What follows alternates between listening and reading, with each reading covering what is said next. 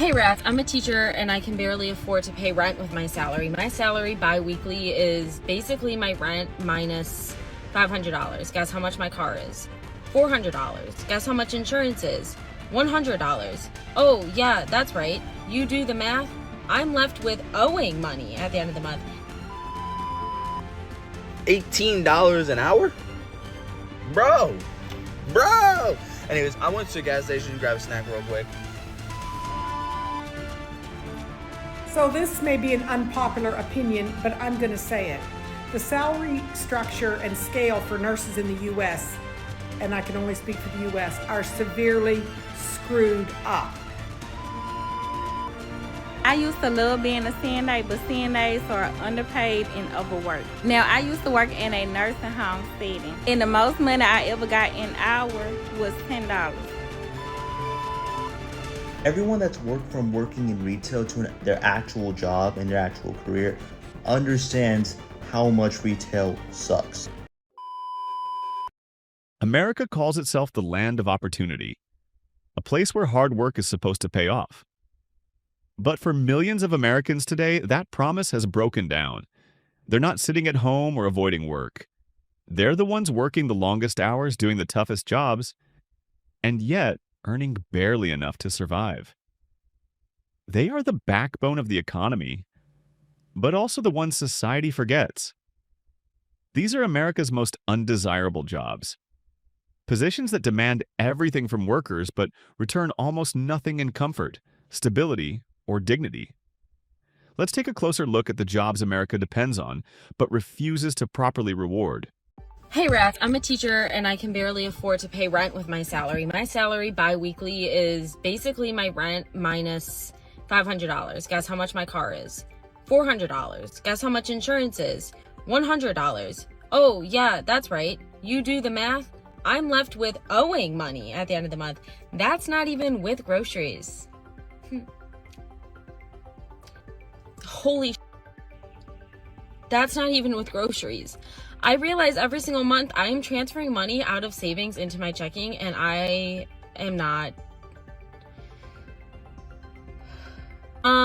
Just had the realization in the car that I'm actually gonna go into debt if I continue being a teacher. Like, genuinely. Wow.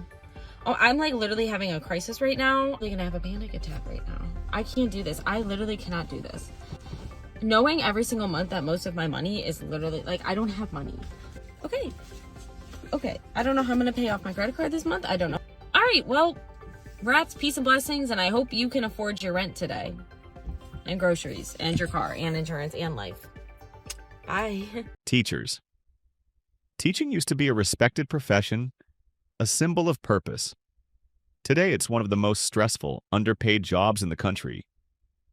Teachers work long beyond the school day, grading papers, preparing lessons, and buying classroom supplies with their own money. They face overcrowded classrooms, angry parents, and mountains of bureaucracy. The national average salary hovers around $56,000, but in many states, teachers make closer to $40,000 because they're barely enough to live comfortably. It's no wonder that more than half of U.S. teachers say they've considered quitting. And when teachers leave, students lose too. Because when the people shaping the next generation can't afford their own future. What does that say about ours?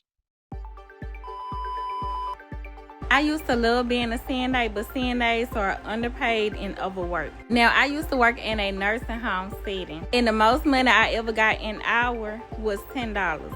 The lowest I ever got was $8. Now, I love how you don't have nobody over your back watching you 24/7 being a CNA. But baby, I used to have 10 to 12 residents that I had to see after on a day-to-day basis. And don't let us be short. You may have up to 18 by yourself. So we normally used to have at least one house to take care of, but when we were short, we had to have at least 2 houses. Just imagine you have to change 10 to 12 residents 3 times within an 8-hour period. On top of that, you have to bathe them, feed them, get them out the bed, take them to like the game room so they can have their activity time. It was a lot of work, but I ain't gonna lie, I grew close to some of my residents and I love them, for real. I just feel like CNAs should get paid at least $18 to $20 an hour because their work ain't easy. Nursing assistants and caregivers. If there's one job that defines compassion, it's caregiving. Nursing assistants take care of the sick, the elderly, and the dying. They clean, feed, lift, and comfort those who can't care for themselves. But these heroes earn less than $16 an hour on average. They're on their feet for 12-hour shifts, often overnight. Many take extra shifts just to cover rent. Their backs ache, their hands are raw, and yet their paychecks barely cover the basics. During the pandemic, they were hailed as essential. Now they're back to being invisible. In a nation that spends more on healthcare than any country on earth, the people actually providing that care are among the most underpaid.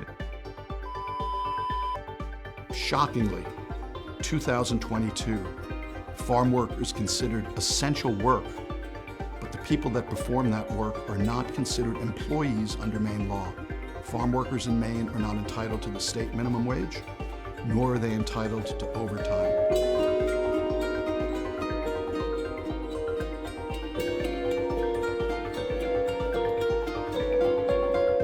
7 days a week. Farm working is 7 days a week. Farm workers don't have a day off unless the weather. If farm workers talk to one another and bring those concerns to their employer, they can be fired.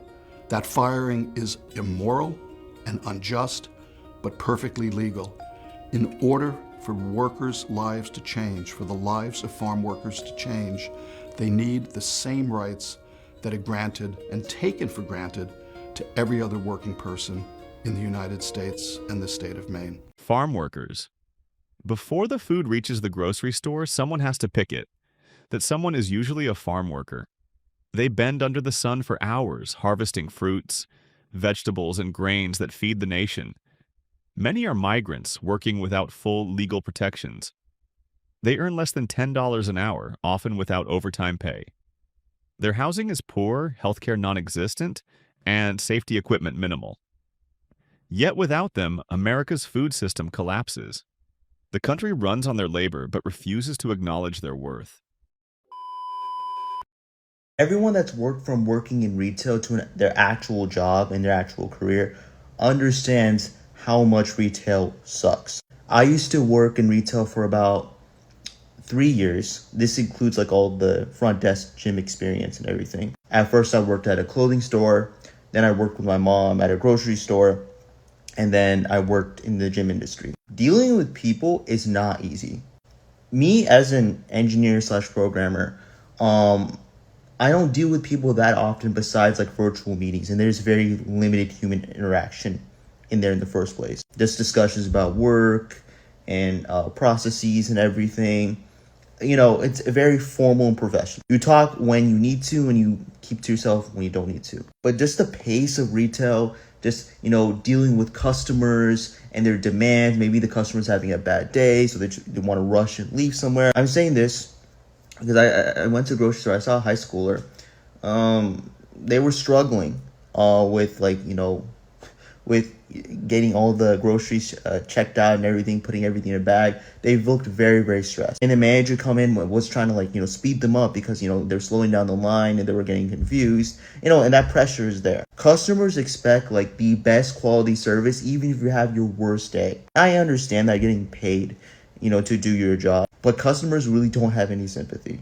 And sometimes the hours your manager asks you to work is absolutely crazy. Dealing with nonsense all the time. You know, you don't want to go to work, put on your uniform, and, you know, just deal with the headache with all these people, and the job is so monotonous. Like, I get that. It sucks. But it's a stepping stone to understand that hard work is necessary to get to where you're at. And every person that has like a good job right now worked in retail or a job they didn't like. And everybody's had a really bad manager that really didn't deal with them very well. As you move up the career ladder, you know, the managers usually get better.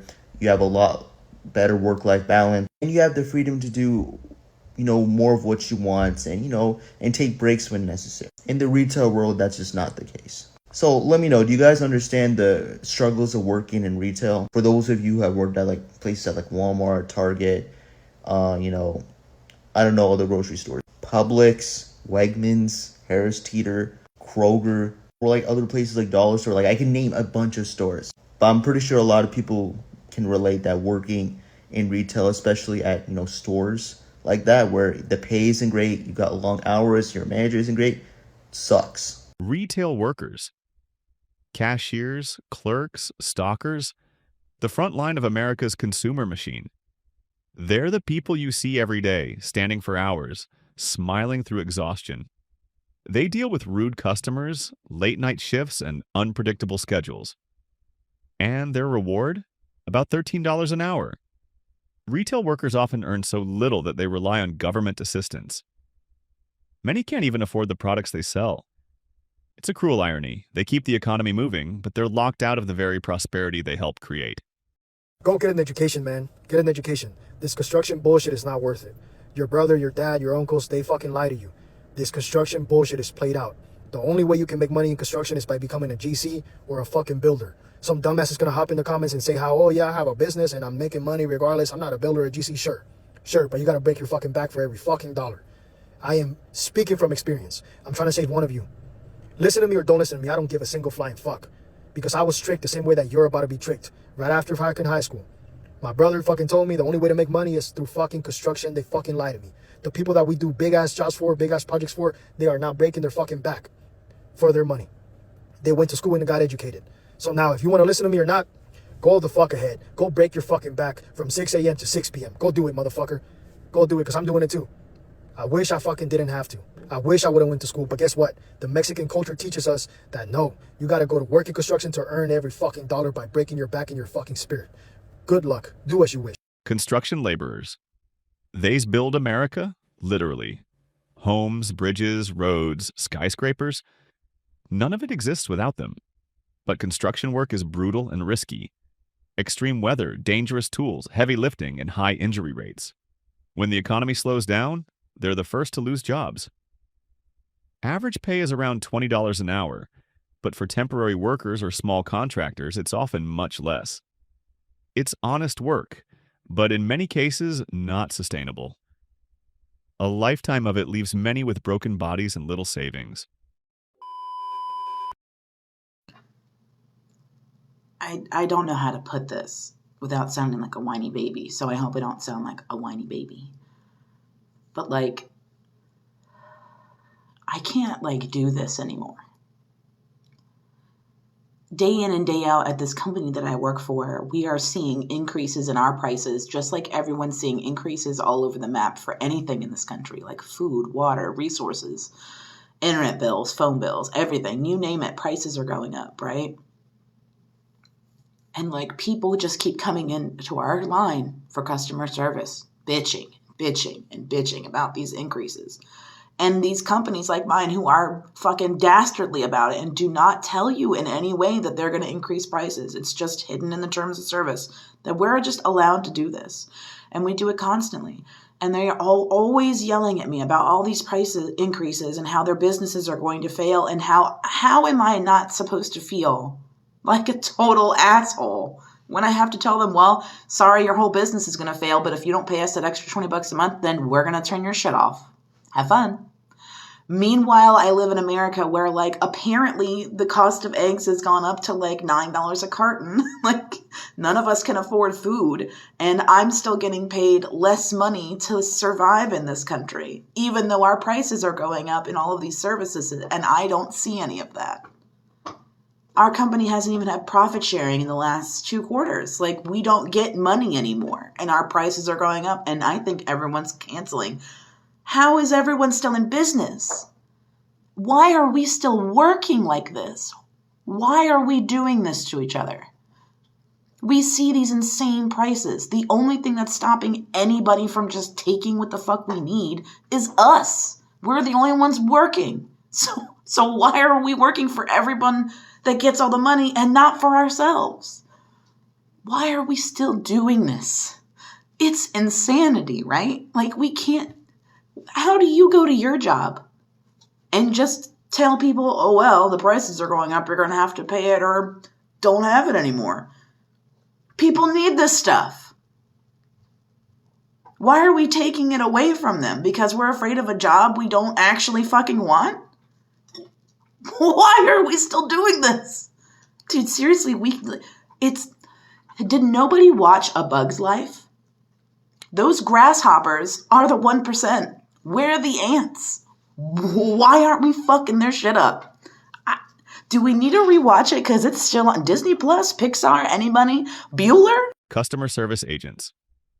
They answer the calls nobody wants to make.